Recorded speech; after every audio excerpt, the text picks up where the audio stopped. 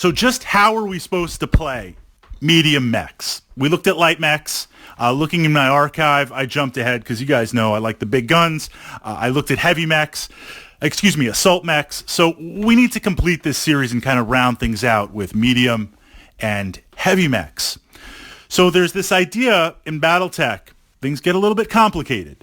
There's this idea in Battletech where light, medium, heavy, and assault. An intended battlefield role, an intended role in the lance. And this is further stratified in that based on the weapons configuration, you can have a light mech, a medium mech, a heavy or an assault mech dedicated to an extreme role in there. An example would be the Vulcan.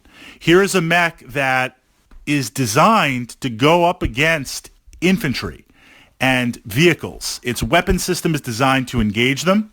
Its armor is optimized for that, for the battle value.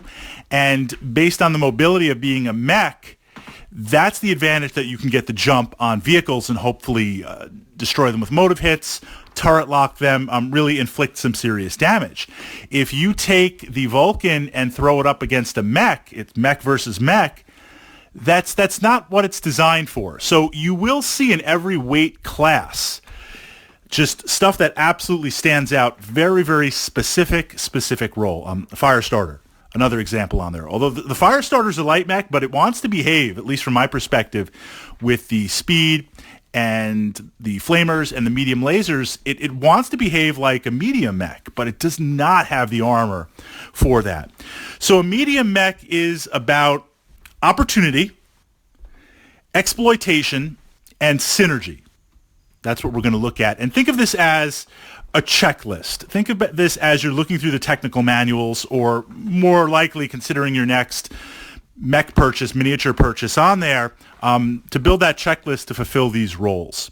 So the first is about opportunity. Medium mechs still have good speed.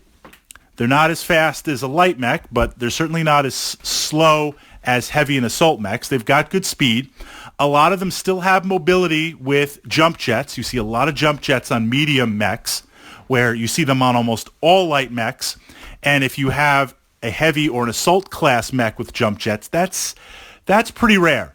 So you have a mech that has speed and mobility and the chance to change position to get where it needs to be on the tabletop.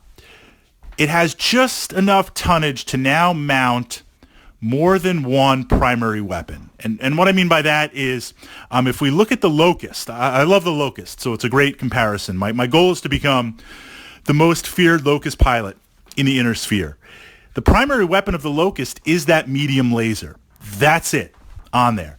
Maybe it has machine guns. Maybe it's the variant with the short-range missiles, which I tend to favor personally. Maybe it's an LRM.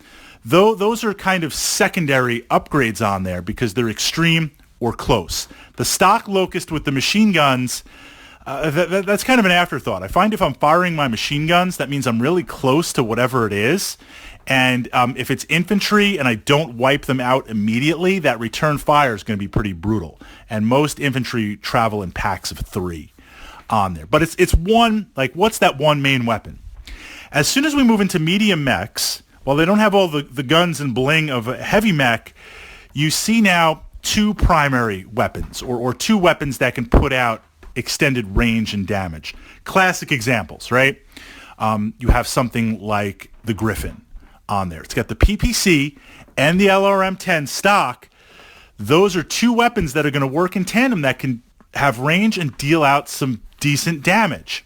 Other mechs like the Wolverine, you might have secondary systems. You might have a couple of medium lasers. You might have some machine guns. But now it has a little bit more of a punch, a little bit more bite on there. So the idea is, with the medium mechs, where can I put them? Can I get them quickly to elevation and snipe off a few shots and then run and gun? Can I use them to outflank and now put some serious pressure in terms of firepower and armor against rear-facing armor on there? Can I use them to push to the center of the table really fast to hold a position and maybe put out some autocannon, PPC, LRM fire, chew up some motive hits on vehicles, and then withdraw, pull back? Basically on the tabletop, seeing where the potential for opportunity is. Now, yes, we do this with every mech, but heavy and assault mechs are less responsive to opportunity because they're a little bit slower. And having all those guns and armor means your opponent is going to block them and try to confront them. They're not going to have the free range. Likewise, a light mech, it's a little bit harder to go after opportunity because if you're wrong or that opportunity switches, you have such light armor on there. So looking for opportunity. The second aspect is working in tandem. This idea, we see this with a bodyguard mech. The classic example is I take my heavy mech, whatever heavy mech it's going to be, and I take something like the Hunchback on there.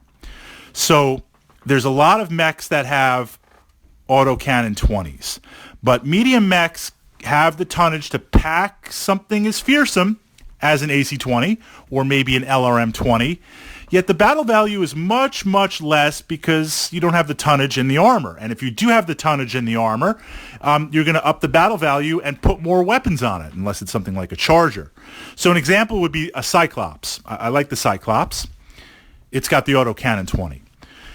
You send in your heavy mech, and you have a mech to run alongside of it, or maybe a little bit behind of it, definitely not in front of it. And the idea is now if something goes in to try and block that assault or heavy mech coming in, my medium mech can deal with it on there. My Hunchback can deal with it. Or once my heavy or assault engages your heavy and assault, now we're locked in facing each other, weapons blazing. Now I'll try to utilize that medium mech to get rear armor on there. So a bodyguard, kind of a unit on there to work in tandem, working together with that.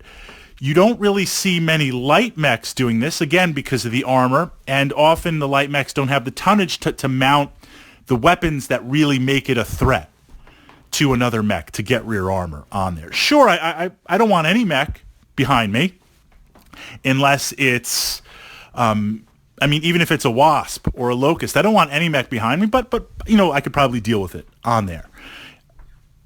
AC-20, Hunchback, some of the other, even a Wolverine. Wolverine's got some bite on there with the autocannon, the missiles, the lasers. It's got bite.